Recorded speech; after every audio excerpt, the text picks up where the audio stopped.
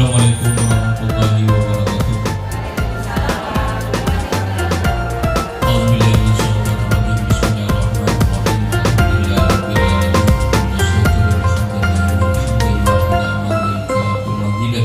Ya Rabbana lakal hamdu wa lakal syukru wa lakal mulku kama yanbaghi li jalali karim wa 'azimi sultanik. Subhanaka la nuhsi sana'an anta kama asnaita ala nafsik.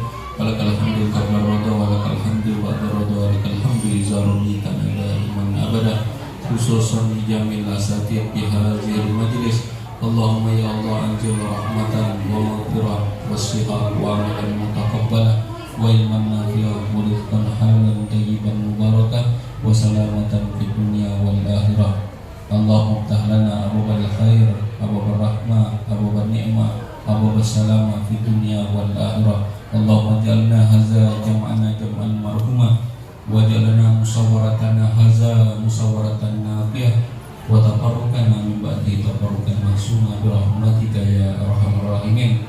Rabbana atina fid dunya hasanah wa fil akhirati hasanah wa qina azabannar. Bi fadlillahi amma yasifun wa salamun alal mursalin walhamdulillahi rabbil alamin.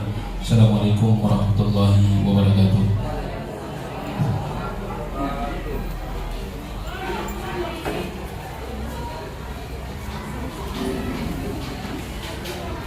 Bapak Ibu hadirin yang berbahagia, berikut sambutan dari Kepala Sekolah SMP 1 Muara Enim. Assalamualaikum warahmatullahi wabarakatuh. SMP 1 Muara Enim ke depan harus lebih kuat lagi, harus lebih kencang lagi, dan harus lebih aktif lagi. Insya Allah kalau ibu bapak semuanya mendukung, maka kegiatan tersebut pasti akan berlangsung dengan baik. Kerjasama, pola. Bapak Ibu yang berbahagia, berikut kita ikuti sosialisasi budaya positif. Apa itu budaya positif? Mari bersama-sama kita simak yang akan disampaikan narasumber kita, Ibu Marlina Wijaya SPD MPD dan Adinda kita Sumariani SPD. Dipersilakan. Mahal harganya si batu bacan, bacan dibeli hijau warnanya. Salam pembuka kami ucapkan, semoga semua dalam lindungannya. Assalamualaikum warahmatullahi wabarakatuh. Selamat pagi Bapak Ibu yang cantik dan ganteng-ganteng. Apa kabar? Sehat semuanya ya? Sehat-sehat untuk kita semua. Oke.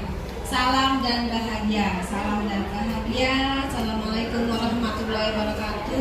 Salam damai sejahtera. Om Swastiastu. Namo Buddhaya. Salam kebajikan. Rahayu untuk kita semua.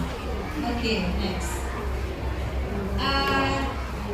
Kegiatan ini, sosialisasi ini itu kerjasama dengan Negeri 1 Muara Enim ya, SMP Negeri 1 Muara Enim. Kita punya komunitas praktisi itu khusus untuk seluruh guru-guru SMP Negeri 1 Muara Enim, dan juga kita bisa nanti membuka untuk guru-guru lain di luar SMP Negeri 1 Muara Enim, yaitu ABI. ABI itu singkatan dari Ayo Berbagi. Oke, budaya positifnya. Pada kesempatan ini kita akan bercerita tentang budaya positif Bapak Ibu ya. Nah, menurut Bapak Ibu, budaya positif itu contohnya apa? Oke, kita diskusi dulu. Oke, silakan Ibu Lilis. Biasanya kalau pertama kali kita ketemu, bersalaman, budaya yang sudah lama kita terus tersenyum. Salah satu contoh budaya positif itu adalah 6S. Boleh. Ada lagi Bapak Ibu? Siapa yang ingin memberikan contoh lain dari budaya positif yang ada? Contohnya Lisa, oke, benar. Itu apa yang Lisa? Lisa itu apa Ibu? Ya, santai. Oke, benar. Ada lagi yang lain yang bisa dikasih contoh? Iya, apa lagi? Apa Budis, Pak? Budaya positif, Pak. Budaya positif. Itu kalau Budis penyakitnya.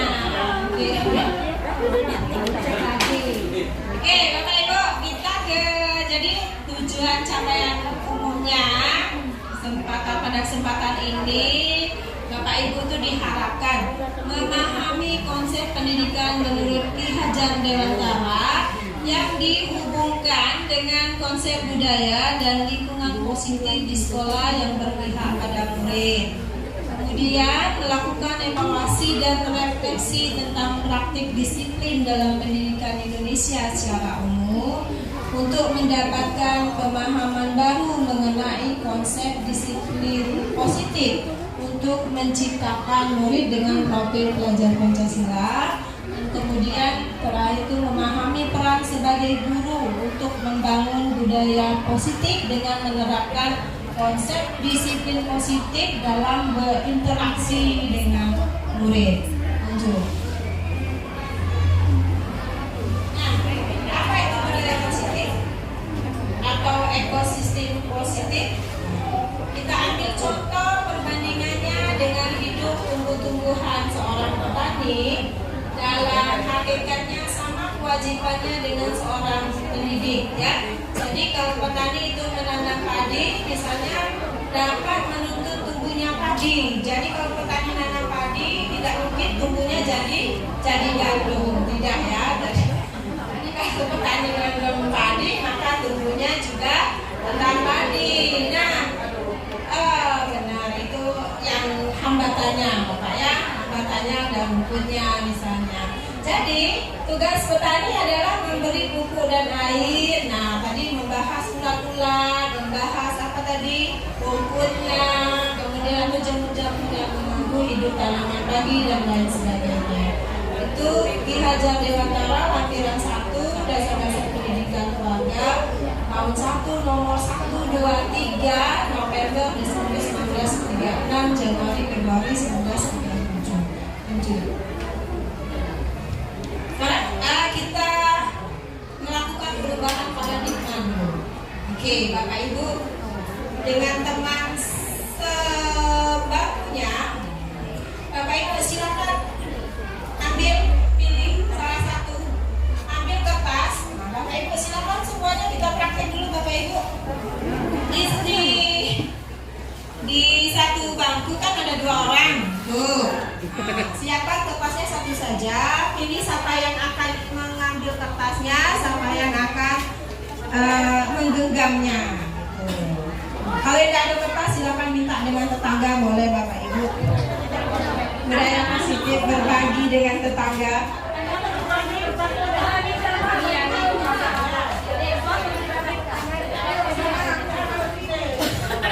Ibu Rela ada temannya, itu Ibu Rosa namanya. Ibu Rosa ada teman Bapak Ibu. Oke. Sudah ditulis dulu Bapak Ibu. Ada yang tulis, ada yang nanti meminta kertas yang digenggam. Ya. Itu contohnya ada Anda dan teman Anda. Sobeklah secari kertas kecil, tuliskan benda atau sesuatu yang sangat berharga untuk Anda. Silakan yang megang kertas, tulis apa yang menurut Anda barang yang berharga.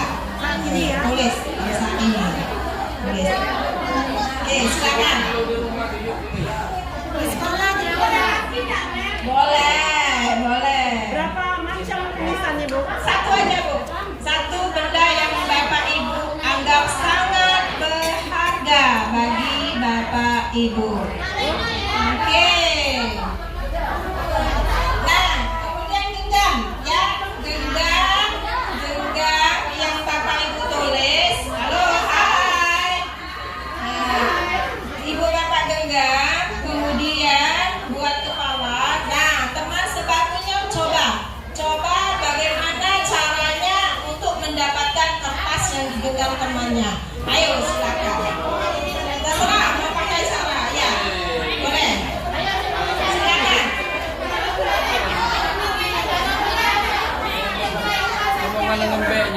kuatnya. Bapak Ibu temannya silakan berbagai upaya untuk mengambil kertasnya. Dipegang temannya. Bapak Ibu yang pegang kertas harus mempertahankan kertasnya. Kalau tadi nulisnya suami, tidak mungkin suami diambil orang.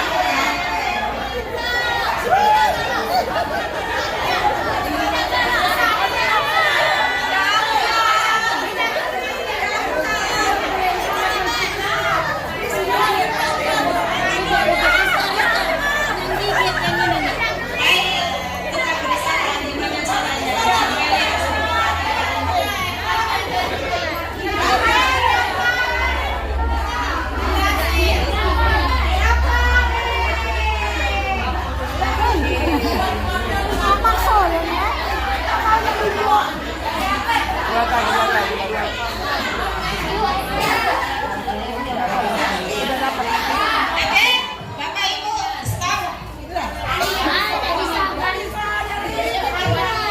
Kita refleksi dulu dan mencoba mengambil kertasnya sama temannya. Apa yang terjadi? Silakan. Siapa yang mau? Ibu Yul terlalu kuat mempertahankan sehingga saya tidak bisa menariknya. Sudah dikelitin, sudah digigit, jarinya masih kuat. Iya, sudah keringetan loh. Ya, jadi tidak berhasil.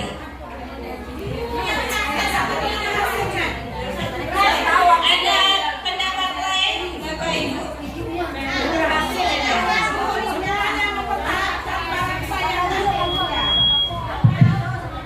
Maaf Bapak Ibu, kalau ingat sosialisasi itu budaya positif, saya kasihan dengan teman saya, dia berusaha dan ingin mendapatkannya, tapi saya pertahankan, awalnya saya pertahankan, tapi saya kasihan, akhirnya saya dengan sukarela saya berikan. Apakah itu salah? Saya mohon maaf. Terima kasih. Bapak Ibu nggak ada salah benarnya ini ya, nggak ada salah benarnya. Satu lagi saya minta pendapatnya yang paling ganteng Pak Evansa.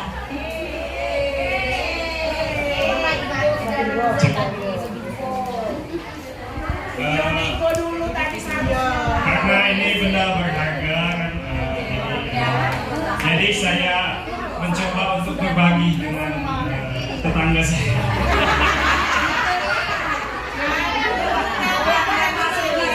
Benda berharga ini buku yang saya tulis bisa berbagi, jadi bukan kalau istri kan nggak bisa berbagi.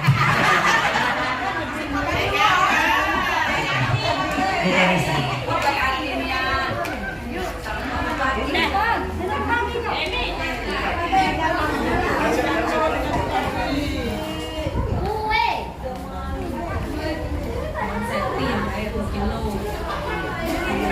Uang.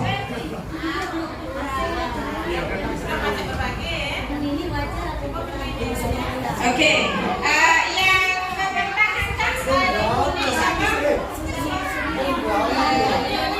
Ibu Yulia ya, Bu Eli juga mempertahankan.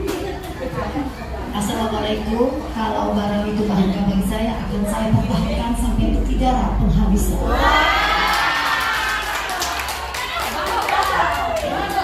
Kalau berharga,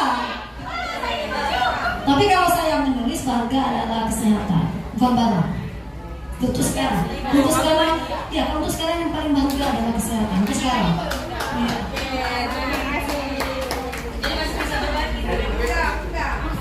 Terima kasih ya. Selanjutnya Ibu Eli dari tadi sudah tunjuk tangankan. Oke, terima kasih Bu Malinda ya. Kenapa saya tadi mempertahankan apa yang saya pegang? Karena Pak Aidil itu memaksa. Nggak tahu dipegang kita tarik ibu. Padahal saya tidak mau. Padahal kalau misalnya dia tadi meminta dengan lembut atau dengan rujukan, dengan rayuan, mungkin hati saya luluh juga untuk memberikannya. Karena dia sangat memaksa, saya semakin tidak mau memberikannya. saya berikan. Ternyata tidak terpancing juga dia. Ya. Oke, itu saja Bu komentarnya. Terima kasih ya. Oke, terima kasih ya Bapak Ibu. Nanti Bapak Ibu akan jawabannya benar atau salah itu tidak ada benar atau salahnya. Nanti Bapak Ibu akan memahami setelah kita ke slide berikutnya Bapak Ibu ya. Oke, lanjutnya perubahan paradigma teori kontrol. Nah, ini ilusi kontrolnya ya. Kadang kita guru menganggap bahwa guru itu mengontrol murid, bahwa kritik dan membuat orang merasa bersalah itu dapat menguatkan karakter.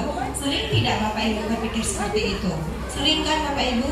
Nah, kemudian bahwa semua penguatan positif, efektif dan bermanfaat, bahwa orang dewasa mempunyai hak untuk memaksa. Nah, sering kita kan berpikir seperti itu bahwa kita sering memaksa. Tuh, lanjut. Nah, perubahan paradigma stimulus respon itu ke teori kontrolnya. Bisakah kita mengontrol seseorang agar berpandangan sama dengan kita?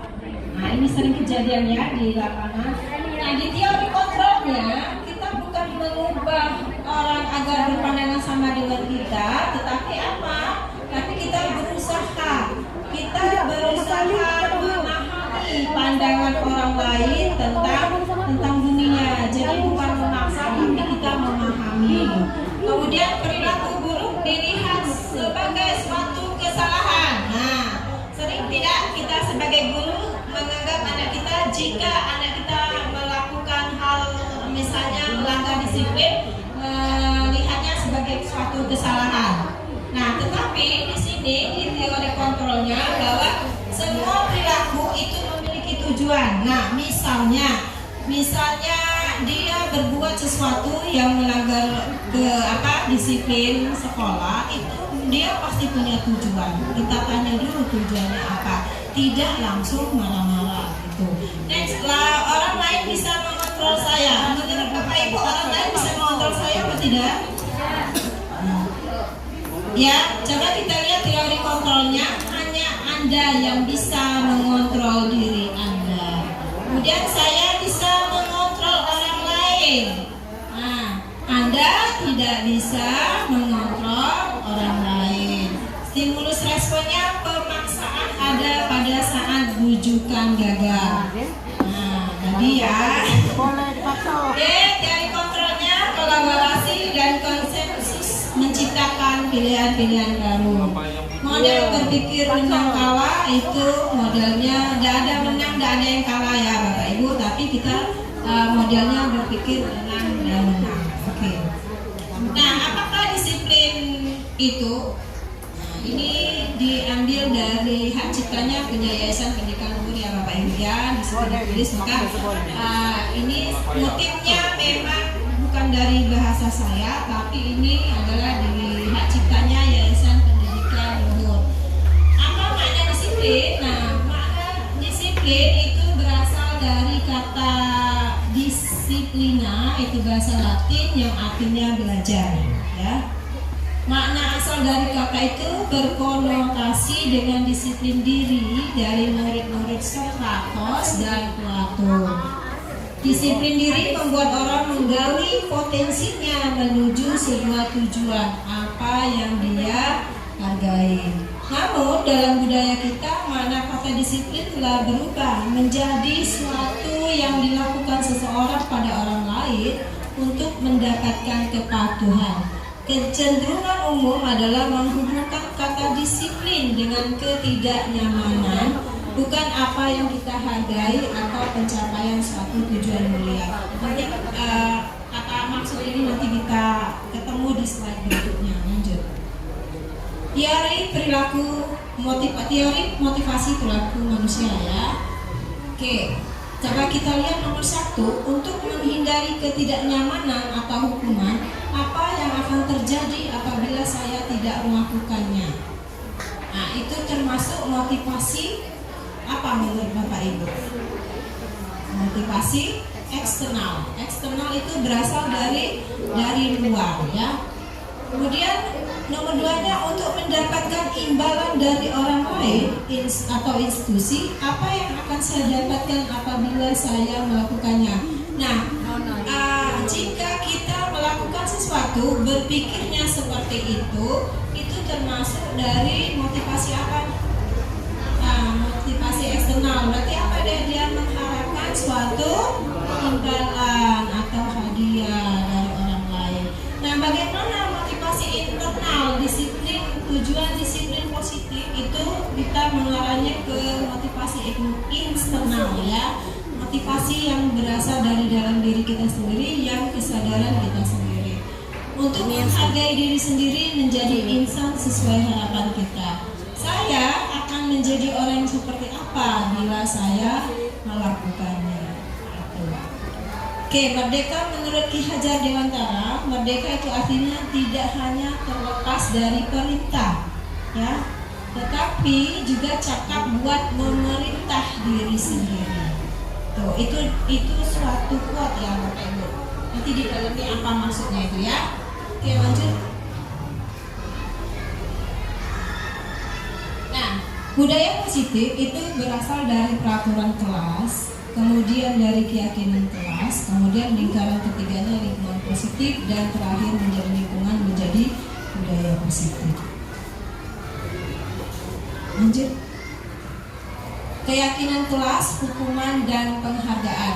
Mengapa tidak peraturan saja? Mengapa harus keyakinan kelas? Mengapa kita memiliki peraturan harus menggunakan helm bila mengendarai kendaraan roda 2? Oke, saya tanya dulu. Siapa yang ingin menjawab pertanyaan ini? Oke, Ibu Muharyani silakan. Untuk menjawab mengapa kita memiliki peraturan harus menggunakan helm dalam mengendarai kendaraan roda 2? Bagi saya pribadi, itu yang pertama mematuhi peraturan. Yang kedua itu apabila kita, karena saya pernah mengalami ya, yang namanya kecelakaan itu, apabila kita menggunakan helm, ternyata kita itu terbentuknya tidak akan mungkin mencapai kepala kita bagian dalam. Itu yang kedua, bagi kesehatan kita. Kemudian untuk mencegah mata ya, kalau saya menggunakan helm, saya biasanya menutup kaca yang bagian depan. Kenapa? Itu debu itu kan kita itu, saya kalau misalnya bawa motor, kalau saya kendaraan itu kan 60, jalannya itu 60 atau 70, itu kendaraannya itu debunya sangat banyak sekali. Itu mencapai mata kita. Ya, terima kasih Ibu Muharyani. Kita kasih tepuk 2 jempol untuk Ibu Muharyani. Tepuk 2 jempol. Kasihin ke Ibu Muharyani ya. Jadi, menurut Bapak Ibu, apa yang diungkapkan oleh Ibu Muharyani itu termasuk motivasi intrinsik atau eksternal? Oke, siapa yang bisa ngasih pendapatnya? Oke, Pak Erman.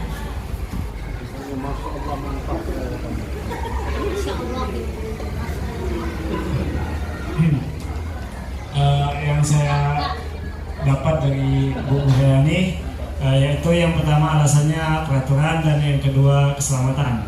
Untuk peraturan itu eksternal karena ada hukumannya. Kemudian yang kedua keselamatan itu internal karena keyakinan untuk keselamatan diri sendiri.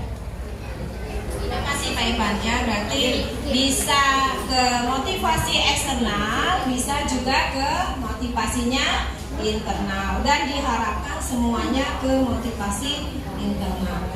Ke pertanyaan kedua, mengapa kita memiliki peraturan 3M menggunakan masker, mencuci tangan, dan menjaga jarak 1,5 meter? Siapa yang bisa menjawab pertanyaan ini? Termasuk mengapa alasannya Bapak Ibu memiliki peraturan 3M itu, memakai masker, mencuci tangan, dan menjaga jarak 1,5 meter? Ayo, siapa yang bisa menjawab alasannya apa Bapak Ibu? Pak Idil, silakan Pak Idil.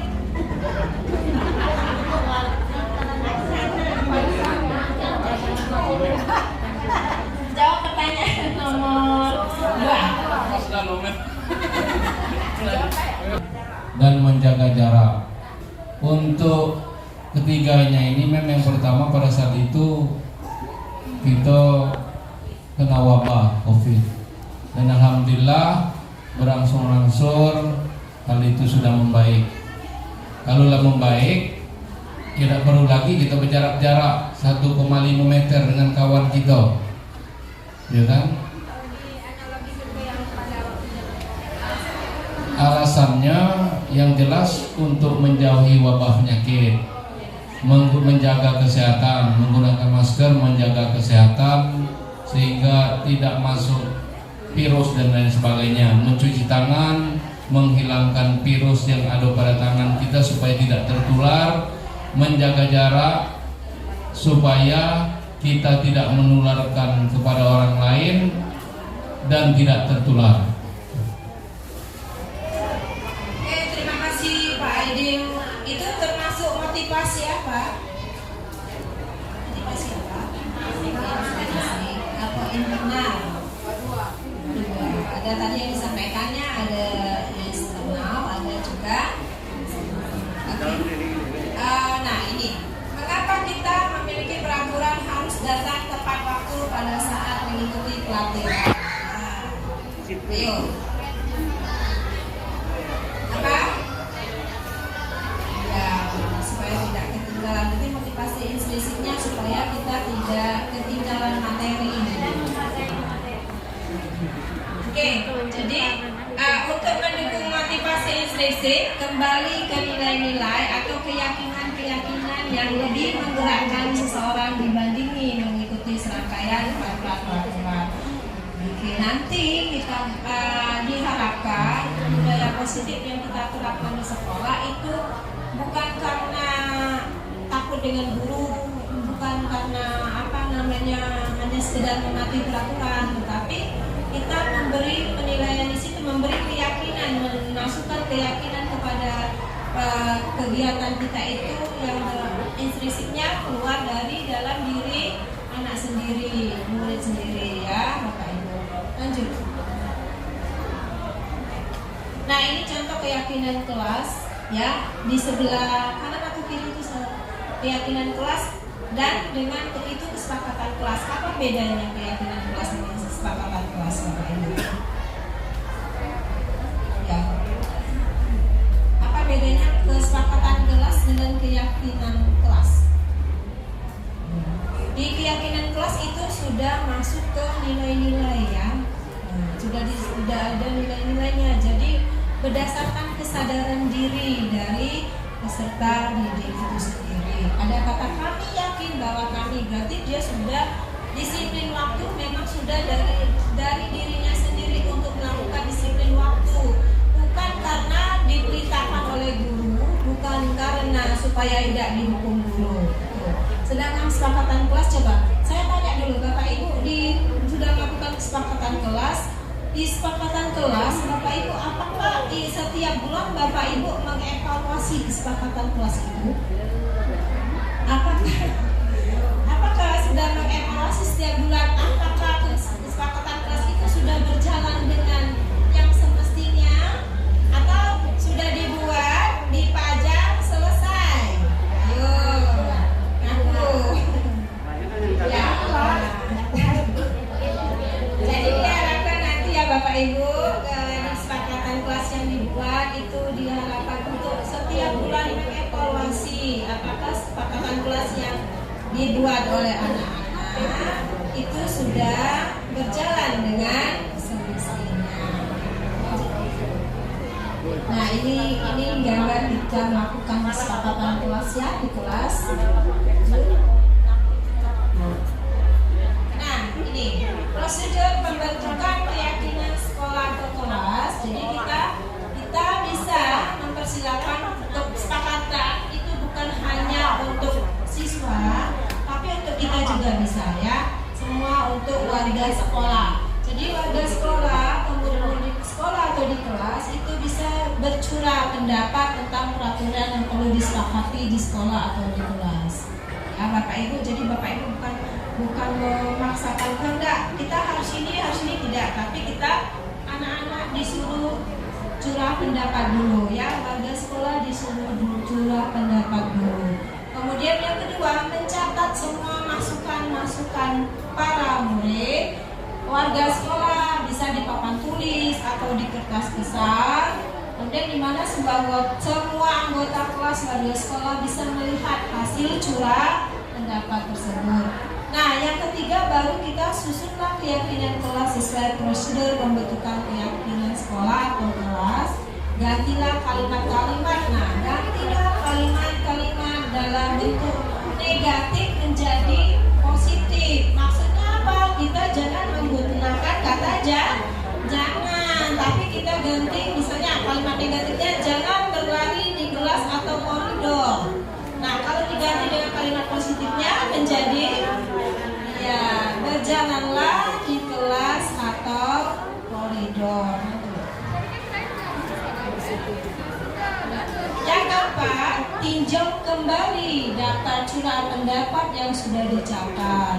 Jadi Anda mungkin akan mendapat bahwa pertanyaan yang tertulis di sana masih banyak yang berupa peraturan-peraturan.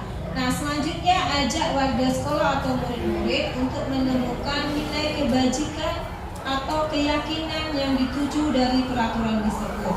Contoh, berjalan di kelas, dengarkan guru, datanglah tepat waktu, berada di bawah satu payung, yaitu keyakinan untuk saling menghormati atau nilai kebajikannya adalah hormat. Keyakinan inilah yang dimasukkan dalam daftar untuk disepakati. Kegiatan ini juga merupakan pendalaman pembentukan bentuk peraturan keyakinan sekolah atau kelas. Yang kelima, tinjau ulang keyakinan kelas atau sekolah secara bersama-sama. Nah, seharusnya setelah beberapa peraturan telah disatukan menjadi beberapa keyakinan, maka jumlah butir pernyataan keyakinan atau berkurang. Sebaiknya keyakinan sekolah atau kelas tidak terlalu banyak. Bisa berkisar antara 3 sampai 7 prinsip keyakinan. Tetapi memang betul-betul keyakinan itu berasal dari motivasi intrinsik, ya Bapak Ibu. Jadi tugas kita sebagai guru bagaimana mengarahkan keyakinannya itu agar menjadi berasal dari motivasi intrinsik dari murid-murid kita. Bila mana terlalu banyak maka warga sekolah akan sulit mengingatnya dan akibatnya sulit untuk dijalankan. Benar atau tidak Bapak Ibu pernyataan itu? Benar ya? Yang keenam, setelah keyakinan sekolah atau kelas selesai dibuat, maka semua warga kelas dipersilakan meninjau ulang. Jadi semua meninjau ulang, kemudian dilihat lagi dan disetujui dengan menandatangani keyakinan sekolah atau kelas tersebut, termasuk guru dan semua warga atau murid. Nah, keyakinan sekolah atau kelas selanjutnya bisa kita tempel di dinding ya, atau di tempat yang mudah dilihat oleh warga sekolah atau di kelasnya. Nah, untuk keyakinan pendalaman, keyakinan kelas ini, nah tadi saya bilang bahwa keyakinan kelas yang kita buat itu harus kita evaluasi secara rutin. Bisa dengan menggunakan tabel T dan Y.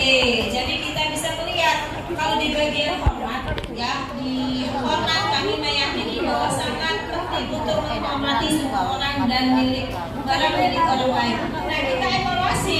Halo Bapak Ibu.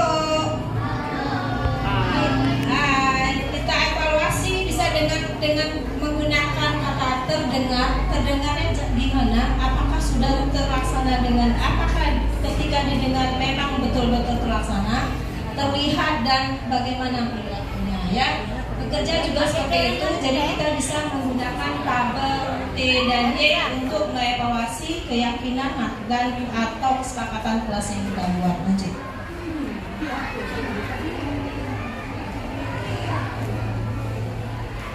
Nah, ini peraturan. Contoh, nanti kita jawab. Selalu kembalikan buku ke tempatnya, termasuk keyakinan kelas atau nilai kebajikan yang ditujunya apa Bapak Ibu? Menurut Bapak Ibu? Ayo, silakan. peraturannya selalu kembalikan buku ke tempatnya. Nah, keyakinan kelas atau nilai kebajikan yang dituju adalah kedisiplinan. Oke, nanti cek kitabnya ke sana ya. Kemudian dilarang mengganggu orang lain. Masuk apa? Saling menghargai. Oke, lanjut. Hadir di sekolah 15 menit sebelum pembelajaran dimulai. Oke, nanti kita lihat. Dilarang melakukan kekerasan. Dilarang menggunakan narkoba. Bergantian atau menunggu giliran. Gunakan masker. Jangan lari di kelas atau koridor. Bapak Ibu, saya nanya, boleh tak menggunakan kata jangan? Oke, lanjut. Nah, ini. Jadi keyakinan kelasnya adalah tanggung jawab untuk selalu kembalikan buku ke tempatnya, itu merupakan tanggung jawab. Dilarang mengganggu orang lain, itu memperhatikan orang lain dan diri sendiri. Hadir di sekolah 15 menit sebelum pembelajaran dimulai, itu masuk ke menghormati orang lain, komitmen pada tujuan atau berkomitmen. Kemudian dilarang melakukan kekerasan, itu masuk keselamatan, menghormati orang lain, keselamatan. Itu mana bisa belum ke situ Pak ini. Baru ke dilarang melakukan kekerasan. Lanjut, kita dilarang menggunakan narkoba, itu masuk ke kesehatan. Pergantian atau menunggu giliran, masuk menghormati orang lain dan kesabaran, ya, melatih kesabaran kita kalau kita antri. Jadi filosofi antri itu adalah nilai keyakinannya adalah supaya kita menjadi orang yang sabar. Oke, menggunakan masker yaitu untuk yang pasti, karena masker supaya kita terhindar supaya kita tidak menularkan penyakit ke orang lain, dan juga ya, kita tidak menularkan pada penyakit yang lain. Itu masuk ke kesehatan dan keselamatan. Kemudian jangan berlari di kelas atau koridor, itu adalah keselamatan dan keamanan. Oke, selanjutnya untuk slide berikutnya Ibu Ani Sumaryani yang akan menjelaskannya. Ada Ibu Ani, kami persilakan. Baik, terima kasih buat Bu Malinda yang sudah menyampaikan kesepakatan kelas dan nilai kebajikan. Baik Bapak Ibu semuanya, kita ice breaking sebentar ya. Ya Bapak Ibu diharapkan berdiri dulu. Berdiri cari pasangan. Jadi yang jomblo cari pasangannya dulu. Ya silakan. Cari pasangannya. Yang jomblo silakan mencari. Ayo semuanya. Ayo. Berdiri dulu. Sudah.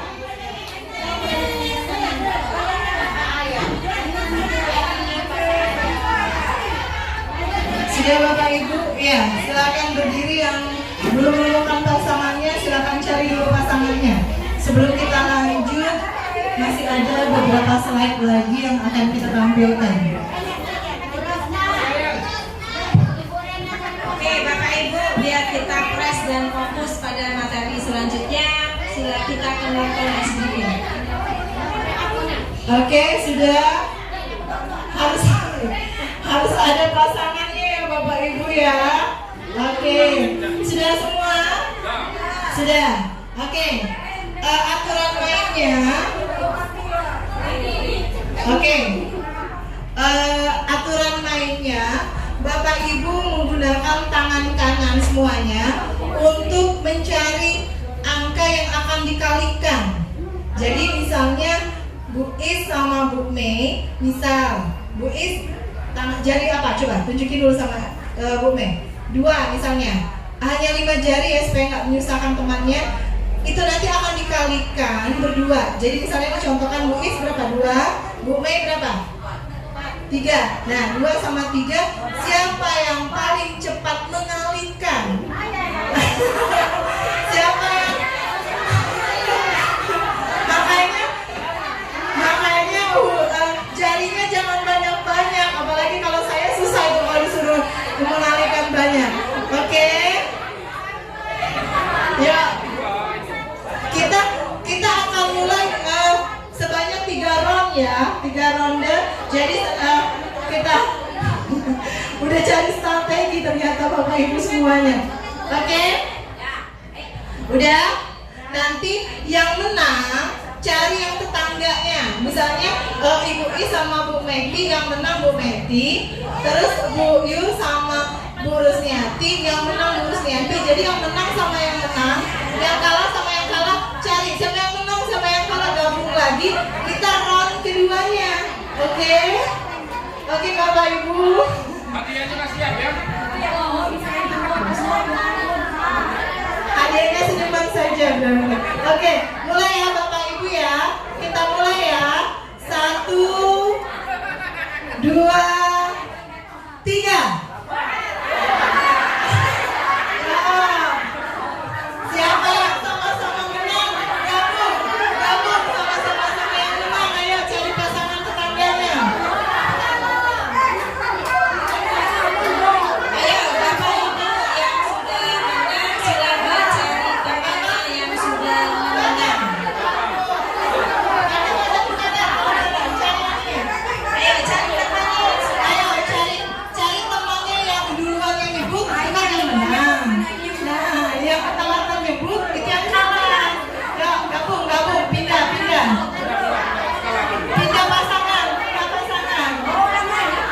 Round kedua, pindah pasangan. Belum.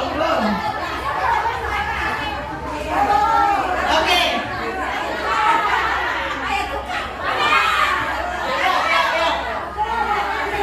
Bapak Ibu semuanya, ayo.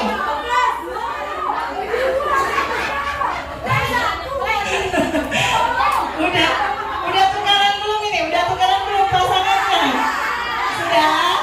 Oke, kita mulai round kedua ya.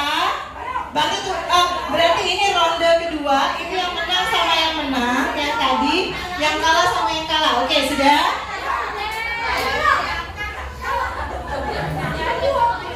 Ya, silakan duduk. Yang menang lanjut perjuangan. Enggak. Yang kalah tetap yang kalah. Yang kalah dengan yang kalah. Iya, yang kalah juga dengan yang kalah. Oke. Yang kalah berpasangan dengan yang kalah, yang menang berpasangan dengan yang menang. Kita ulang lagi round keduanya. Ayo, cari pasangan lagi, ayo. Nah, kita mulai ya untuk round keduanya. 1, 2, 3.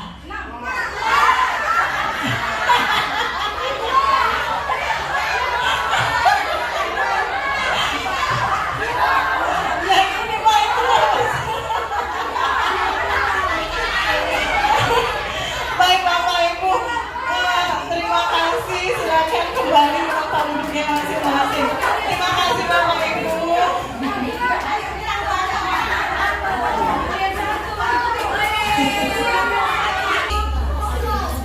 Ya, sebenarnya itu hal sepele. Teman kita nunjukin 1 jari, kita nunjukin 2 jari. Kita yang jawab itu pasti yang konsen, karena saya tadi kan instruksinya dikalikan. Nah, sempat pasti kepikir ini ditambah 1 sama 2, 3. Padahal harusnya kan 1 sama 2 tetap 2. Oke, baik. Udah semangat ya Bapak Ibu semuanya ya. Kita sambung lagi. Kalau tadi kita membahas mengenai kesepakatan kelas. Jadi di dalam sebuah kesepakatan kelas itu pasti ada konsekuensi yang harus dijalankan sama anak. Nah, untuk itu kita sambung lagi slide-nya didukung oleh penghargaan. Nah, di sini ada 5 poin. Halo. Kayaknya masih ngurusin kali-kalian ya Bapak Ibu ya, masih penasaran. Oke, di sini penghargaan merusak hubungan. Jadi hukuman dan penghargaan itu ada 5 hal yang bisa terjadi. Nah, sekarang kita akan melihat ini di dalam tabel yang sudah tersajikan. Di sini termasuk hukuman atau sanksi atau konsekuensi. Jadi pilihannya itu misal, saya contohkan, mencatat 100 kali di dalam buku kalimat, saya tidak akan terlambat lagi. Karena terlambat sekolah Di situ hukuman atau sanksi konsekuensi. Hukuman. Nah, nanti kita lihat jawabannya di slide selanjutnya ya Bapak Ibu ya. Yang kedua, lari mengelilingi lapangan basket 2 kali karena terlambat hadir di sekolah. Kira-kira hukuman atau sanksi? Nah, ada yang sanksi, ada yang hukuman. Kita lanjut yang ketiga, pernyataan ketiga, murid diminta untuk push up 15 kali karena tidak menggunakan masker di sekolah. Apa? Ada sanksi, ada hukuman. Konsekuensi. Lanjut lagi, menggantikan kertas tugas teman yang telah dicoret-coret. Apa itu? Bapak Ibu, termasuk sanksi ya? Ya, nanti kita lihat ya. Membersihkan tumpahan air di meja tulis karena tersenggol pada saat belajar. Apa? Sanksi. Oke, kita lihat nanti. Selanjutnya, meminta murid tidak mengenakan sepatu harian di sekolah karena tidak mengenakan sepatu hitam. Kira-kira apa? Sanksi atau hukuman? Pilihannya hanya hukuman, sanksi atau konsekuensi. Pilihannya hanya 2. Apa kira-kira Bapak Ibu untuk pernyataan ini? Konsekuensi. Ada yang sanksi enggak? Nanti kita lihat ya. Selanjutnya yang terakhir, mengelilingi lapangan bola basket 2 kali karena terlambat 10 menit untuk pelajaran PJOK. Kira-kira? Nah, siapa yang ingin PJOK kasihnya? Ini kira-kira hukuman atau sanksi nih Pak? Hukuman, kata guru PJOK-nya itu hukuman. Oke, kita lihat sama-sama ya.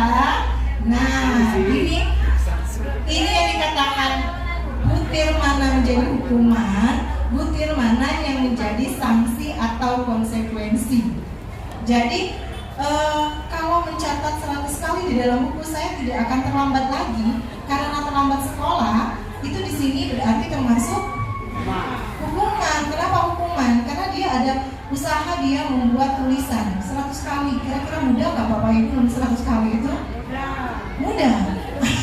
Berarti besok saya minta Bu Esna buat tulis 100 kali. Oke, kita ambil lagi mengelilingi lapangan basket 2 kali hadir di sekolah. Ini hukuman. Dan berbeda dengan mengelilingi lapangan basket 2 kali karena terlambat 10 menit untuk pelajaran PJOK. Apa bedanya?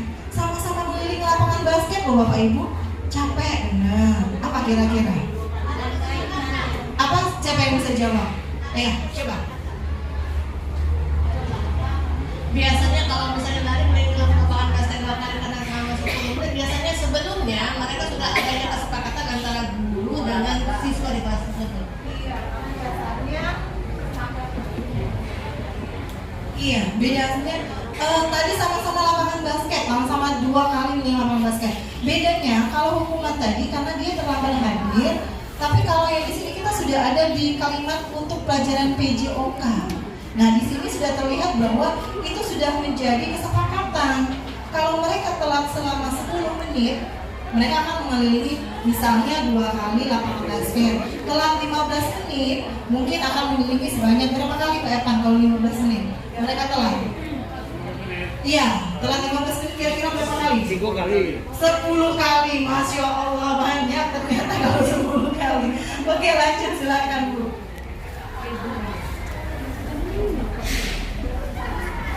Jadi hukuman dan sanksi itu bedanya. Kalau hukuman bisa langsung ya Bapak Ibu ya. Oke, nah ini kita lihat perbedaan hukuman dan sanksi. Tadi banyak Bapak Ibu yang ada pernyataan 100 kali menulis, tadi ada yang mengatakan sanksi, ada yang mengatakan hukuman. Apa itu bedanya? Ya, kita sama-sama melihat tabel di sini. Perbedaan hukuman dan sanksi atau konsekuensi itu, kalau hukuman sesuatu yang menyakitkan harus terjadi. Nah, tadi mengelilingi lapangan, menulis 100 kali itu nggak mudah kalau bagi saya. Selanjutnya, sanksi itu sesuatu harus terjadi. Selanjutnya, membuat anak sakit. Nah, sakit ini Bapak Ibu ada 2, ada sakit fisik, ada pun sakit hati. Jadi kalau kita pukul anak, itu dia sakitnya fisik. Memang kita sekarang sudah dihindarkan untuk memukul anak, tapi kita ngomongin anak, balik lagi ke hatinya yang sakit. Selanjutnya untuk jangka waktu yang lama. Nah Bapak Ibu, kalau kita dipukul sama guru, loh Bapak Ibu, bisa bertahan sampai besok. Kalau sakit hati itu bisa bertahan sampai anak itu jadi orang. Pasti ada detak dalam hati anak itu. Wah, Bapak ini waktu itu bilangin saya bodoh, Ibu ini bilangin saya bodoh. Itu karena melekat sampai kita udah jadi ibu-ibu dan bapak-bapak guru juga. Nah, selanjutnya membuat kalau sanksi itu membuat anak merasa tidak nyaman dalam jangka pendek. Dia kalau sanksi bikin aja nggak nyaman, Bapak Ibu, contohnya bersihkan WC, dia kan nggak nyaman, hari itu aja dia nggak nyaman. Nah, selanjutnya anak membenci kedisiplinan. Justru karena kita memberi hukuman, biasanya anak-anak itu malah makin jadi. Contoh telat, katanya kalau telat nanti saya mau keliling lapangan 2 kali lapangan basket, telatin aja lah, biar besok saya ngelilingin 10 kali, jadi nggak usah belajar. Nah, akhirnya dia berprinsipnya seperti itu. Lanjut lagi, anak menghargai disiplin. Nah, bedanya kalau sanksi ada yang diingat sama anak, oh saya hari ini kena sanksi bersihin WC, besok saya nggak akan ulang lagi. Nah, biasanya seperti itu yang ditimbulkan. Dilanjutkan, kalau hukuman paksaan harus, jangan ditolak, nggak boleh nolak. Sedangkan kalau sanksi itu ada stimulus dan tanggapan, apa yang bisa dilakukan sama anak. Lanjutkan lagi, mendorong anak menyakiti diri sendiri. Nah, semua hukuman itu efeknya adalah menyakiti anak, baik itu hati ataupun juga fisiknya. Lanjutnya, kalau sanksi mendorong anak agar mudah menyesuaikan diri. Biasanya kita ini kalau udah kena sanksi, kalau masih ada punya malu, masih malu Bapak Ibu ya.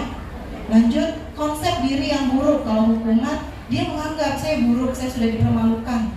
Saya sudah dipermalukan sama guru saya, tapi saya buruk di kelas saya tidak berhasil, saya tidak benar, saya tidak pintar, biasanya seperti itu. Tapi kalau sanksi, konsep diri yang jadi baik. Oh, saya nggak boleh telat 15 menit. Kalau saya telat 15 menit, saya akan kena hukum. Biasanya anaknya lebih baik. Lanjut lagi, perbedaan hukuman. Anak belajar untuk menyembunyikan kesalahan. Nah, biasanya karena dia takut dihukum, dia akan bohong. Contoh, kenapa hari ini nggak masuk, muter-muter, saya ikut mama saya Bu ke Palembang, padahal kesiangan. Karena dia tahu kalau dia ketahuan kesiangan dan telat, mungkin di sini nggak ada lah Bapak Ibu yang bisa sampai segitunya. Mungkin ada Bapak Ibu yang memberi hukuman mereka, misalnya berdiri di lapangan basket sampai jam istirahat. Jadi dia trauma karena dia dibikin malu sama kita. Selanjutnya, anak belajar untuk mematuhi peraturan. Kalau sanksi biasanya anak berusaha dia untuk mematuhi peraturan. Lanjut lagi, perbedaan yang terakhir, kalau hukuman itu akan timbul rasa marah. Kira-kira kalau Bu Mei kena hukum, marah nggak Bu Mei? Marah kan? Kalau kita kena hukum pasti marah. Nah, terus ada rasa bersalah. Kira-kira kalau Pak Aidil kena hukuman, saya guru Pak Aidil disuruh berdiri di lapangan basket, kira-kira merasa bersalah nggak Pak? Merasa bersalah. Merasa bersalah. Apa aja cuma merasa bersalah Pak? Memalukan. Merasa bersalah, merasa sakit hati, merasa ada dendam dalam diri. Dendam, nanti kita dikeroyok nih Bapak Ibu sama anak. Jadi ada rasa dipermalukan. Nah, kalau kita bikin hukuman, biasanya anak-anak itu hobi loh di dalam kelas itu bikin lihatlah. Itu karena tidak pakai baju seragam di lapangan ya. Nah itu dia malu anak-anak. Kalau sanksi, dia kehilangan hak, dibuat tidak nyaman atau diasingkan untuk sementara waktu. Jadi kita kasih dulu lah waktu untuk merenung. Seperti tadi kan, karena telat 15 menit ngelilingin lapangan sebentar, teman-temannya sudah mulai belajar, dia masih ngelilingin lapangan. Ya, silakan lanjut. Nah, ini ada 5 posisi kontrol. Ada motivasi, ini ada tabel motivasi, identitas gagal, identitas berhasil untuk kontrol diri. Jadi ada kontrol dari luar, ada identitas berhasil juga dari luar, ada juga identitas berhasil kontrol diri. Nah di sini, bagaimana cara kita menghindari hukuman? Bagaimana cara kita menghindari hukuman? Yaitu penghukum pembuat orang merasa bersalah. Nah, yang guru perbuat contohnya menghardik, menunjuk-nunjuk, menyakiti. Ada lagi yang terakhir Bapak Ibu, menyindir. Nggak ngomongin orangnya langsung, nggak bilang misalnya, Semariani kenapa? Tidur, ngantuk ya? Nggak ngomong kayak gitu, tapi lihatlah, ada yang tidur loh, matanya mejem-mejem, itu udah menyindir ya Bapak Ibu semuanya ya. Terus ada lagi pembuat orang merasa bersalah, berceramah dan mengatakan seharusnya Semariani nggak boleh tidur di kelas, ibu kecewa. Nah itu lebih enak daripada kita menghardiknya dengan mengatakan, Afeli, ngapain tidur di dalam kelas? Bergadang ya? Dengan kata seperti itu. Kita lanjut lagi. Guru berkata kalau kamu tidak melakukan, awas ya. Nah ada ancaman. Kata Pak Epan, kalau kamu besok nggak bawa bola basketnya buat latihan, awas ya, nilai kamu akan di bawah KKM. Enggak pernah ya Pak Epan ya? Alhamdulillah, nggak pernah. Sekarang gimana cara kita membuat orang itu merasa bersalah? Kalimatnya ditukar Bapak Ibu. Kamu seharusnya, kamu sudah tahu, ibu lelah sekali mengatakannya. Ibu stres loh melihat kelakuan kamu keluar masuk dipurin sekolah. Nah mungkin itu yang bisa kita lakukan. Nah hasilnya menghukum dan membuat bersalah itu beda Bapak Ibu semuanya. Kalau menghukum hasilnya memberontak, menyalahkan orang lain. Seperti tadi kata Pak Aidil, dendam. Dia berontak. Akhirnya dia nggak mau lagi masuk pelajaran kita. Ada lagi berbohong karena dia takut kena hukuman dia akan bohong. Sekarang membuat orang bersalah juga banyak juga, bisa menyembunyikan, menyangkal, berbohong sama. Nah, hasil yang paling baik itu kita bisa lihat di sebelahnya, yaitu identitas berhasil. Itu tadi identitas gagal. Selanjutnya identitas berhasil. Bagaimana dikatakan berhasil? Jika mengharapkan imbalan atau ketergantungan dari orang lain, gurunya membuat alasan untuk muridnya. Selanjutnya pemantaunya menghitung dan mengukur. Nah, identitas berhasil untuk kontrol diri itu adalah menghargai diri sendiri, manajer.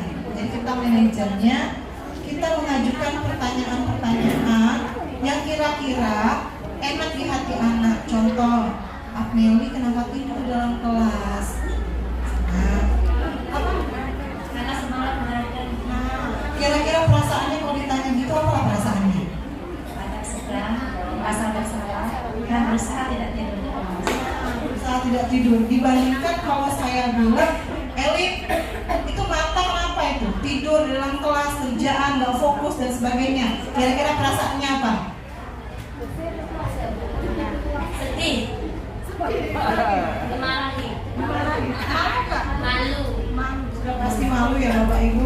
Anak-anak itu sama seperti kita loh Bapak Ibu. Kita juga nggak enak dipermalukan orang, dia juga lebih nggak enak lagi.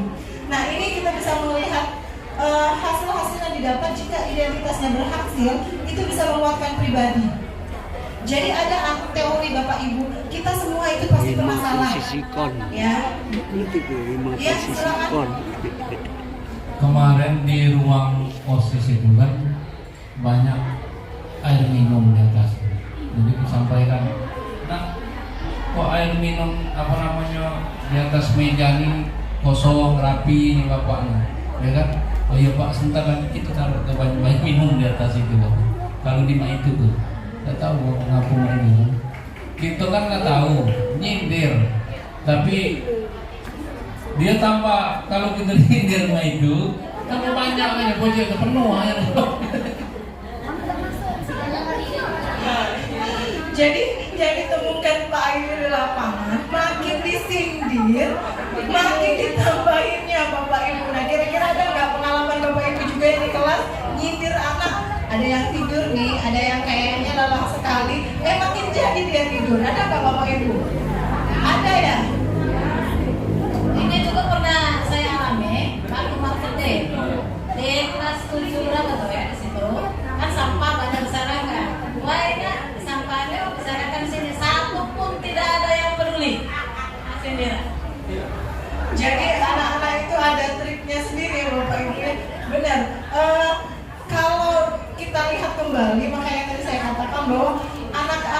itu sesuai umurnya. Nah, berhubung kita ini diberikan kepercayaan sama negara dan juga kepada Tuhan untuk mendidik anak SMP, jadi kita perlakukan mereka itu seperti anak SMP. Begini Bapak Ibu, saya sering loh, mungkin sama kasus kita, kalau nyuruh anak, pagi tadi saya ingin nyuruh anak pembersihan, dia diam dulu. Nanti kalau ditanya, Kak, sampah itu bisa nggak jalan sendiri? Iya, diambil ya, nanti duduk lagi dianya. Nah, minimal kita sudah berusaha Bapak Ibu semuanya dengan seperti itu, diingatkan terus tanpa menyakiti hatinya. Insya Allah belum hari ini, mungkin besok, belum besok, mungkin lusa. Jadi kita positive thinking aja sama anak. Setiap kita pasti pernah kesalahan, kita juga pasti pernah kesalahan, tapi kita berusaha untuk benerin kesalahan kita. Nah, anak kita harapkan hari ini dia belum peka, disuruh kenapa ada air mineral di atas, malah ditambahin lebih banyak. Pikirnya Bapak itu setuju. Nah, setuju Bapak ini kalau air mineralnya banyak di atas. Nah, makanya dari itu kita lihat bagaimana kita berusaha untuk mulai hari ini kita bersama-sama, termasuk saya, Bapak Ibu dan semuanya, itu bagaimana cara memposisikan 5 posisi kontrol ini. Nah, di sini ada hasil jika kita berkata apa yang kita yakini, apa yang bisa kau kerjakan untuk memperbaiki masalah.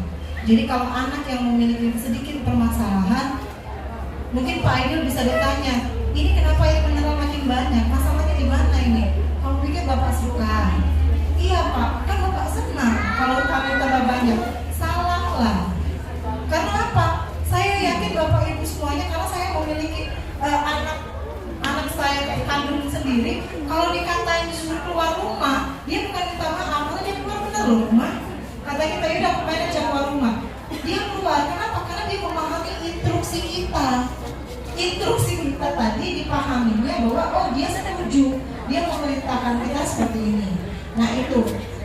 Sekarang murid berkata, bagaimana caranya saya bisa memperbaiki keadaan? Nah mungkin di sini kita sama-sama, saya termasuk saya ya Bapak Ibu semuanya, kita sama-sama untuk belajar bagaimana cara memposisikan, mengontrol, jangan lagi ada hukuman yang kira-kira bisa menyebabkan fisik bahkan sakit di hati anak. Karena kita pun insya Allah pernah disegitukan sama orang. Nah, jangankan waktu kita kecil sebesar ini pun kita digituin orang aja, seminggu terngiang telinga ini omongan itu. Nah, jadi mungkin kita bisa dimulai dari diri kita sendiri untuk tidak melakukan hukuman baik fisik ataupun menyakiti hati anak tersebut. Assalamualaikum. Oke, Bapak Ibu, sebentar izin. Di antara posisi 5 posisi kontrol, menurut Bapak Ibu yang mana yang paling diharapkan untuk kita tempati sebagai seorang guru, Bapak Ibu? Oke, kemana Bapak Ibu? Dari yang posisi bawah, ya, itu ada orang posisi kontrol yang mana yang sangat diharapkan untuk kita jalani? Manajer. Ya Bapak Ibu, jadi secara bertahap melalui proses kita berusaha untuk menduduki posisi kontrolnya sebagai manajer. Memang itu tidak mudah seperti membalik telapak tangan ya Bapak Ibu, tetapi kita melalui proses, kita secara perlahan proses dan proses, maka nanti kita diharapkan ke posisi manajer ya, posisi guru sebagai seorang manajer. Lanjut ya. Baik, terima kasih. Jadi ini ada 5 tadi. Jadi kita berusaha semuanya bagaimana caranya kita mencapai posisi manajer. Nah ini bergerak antara peraturan, pemantau, konsekuensi dan hadiah. Ada nilai-nilai, ada manajer dan cara memperbaikinya. Contoh kalimat, kalau kamu tidak, nah tidak apa kira-kira diisi? Siapa yang mau mengisi kalimat ini? Kalau kamu, ini pernyataan untuk anak ya Bapak Ibu ya. Jadi ini contoh kalimat diberi hukuman untuk membuat tidak nyaman. Nah kira-kira siapa Bapak Ibu yang bersedia untuk mengisi kalimat ini? Kira-kira siapa nih? Coba, apa Pak ya? Ini diberi hukuman untuk membuat tidak nyaman ya. Kalau kamu tidak, nah tidak apa? Saya akan. Kalau kamu tidak mengerjakan PR, saya akan menghukummu atau memberi sanksi. Apa jelasin hukumannya apa? Hukumannya aku ulangi dulu. Kalau kamu tidak membuat PR, saya akan mengeluarkanmu kepada sakit. Jadi ada kalimat Pak ya, tadi kalau kamu tidak membuat PR, saya akan mengeluarkan kamu saat ini ya Bapak ya. Berarti dia tidak ngikut pelajaran. Nah itu bentuk dari hukuman. Sekarang memperbaikinya kian berdua mendapatkan apa yang kita butuhkan.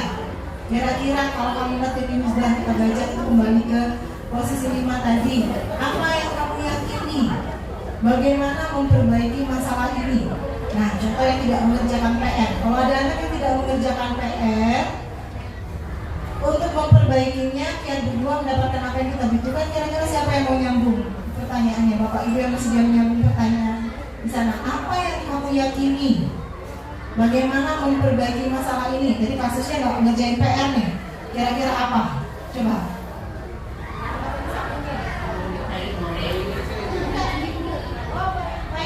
Oke, Pak Aidil. Ini yang kita kasih ke murid ya. Kasusnya adalah mereka tidak mengerjakan PR. Kalau anaknya tidak mengerjakan PR,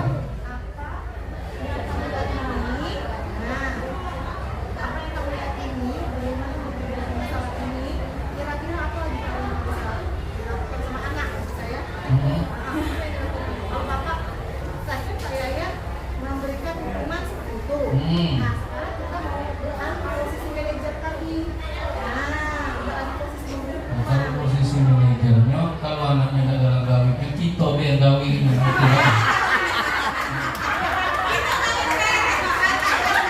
balik bangga.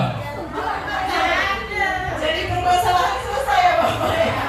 Masya Allah. Ya Bapak Ibu siapa lagi yang bisa ngasih contoh? Kalau anaknya nggak ngerjain PR, kira-kira apa yang kamu yakini? Bagaimana memperbaiki masalah ini? Ini dialami anak tersebut tidak membuat PR. Kamu tahu tidak bahwa apabila kamu tidak melakukan, kamu tidak membuat PR ini, ada sesuatu kita saya secara pribadi berkomunikasi dengan anak tersebut. Apa yang coba kamu jauh sekali tertinggal. Ketika kamu tertinggal berarti kita membayangkan misalnya ketika kamu mau datang ke sekolah ini, apakah kamu langsung bim sampai ke kelas? Begitu. Jadi saya mengistilahkan bahwa anak tersebut harus kita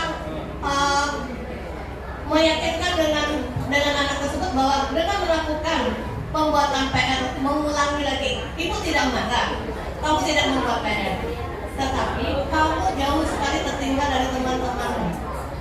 Jadi silakan dilakukan pembuatan PR-nya.